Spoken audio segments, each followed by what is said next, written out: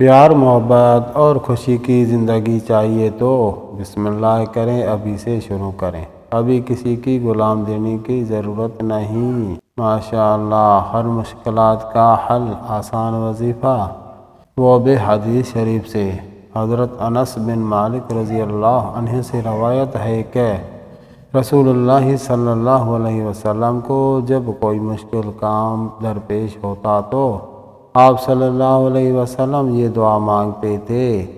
آپ بھی یہ دعا مانگیں، انشاءاللہ تبارک و تعالی جو بھی مقصد ہوگا، جو بھی مشکل ہوگی، کسی کی غلامی دینے کی ضرورت نہیں۔ اللہ تبارک و تعالی اپنی قدرت سے وہ مسبب الاسباب ہے، سبب بنانے والا ہے، ایسا وسیلہ بنائے گا کہ آپ دیکھتے رہ جاؤ گے۔ دعا یہ ہے، یا حی یا قیوم برحمتک استغیث، یا حی یا قیوم برحمتک استغیث۔ اے زندہ، اے قائم رہنے والے، میں تیری رحمت کے واسطے سے فریاد کرتا ہوں۔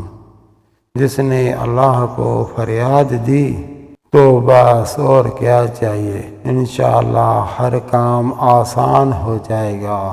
وہاں تو صرف کن اور فیکون ہے، ہو جا تو ہو جائے گا، کسی اسباب کی ضرورت نہیں۔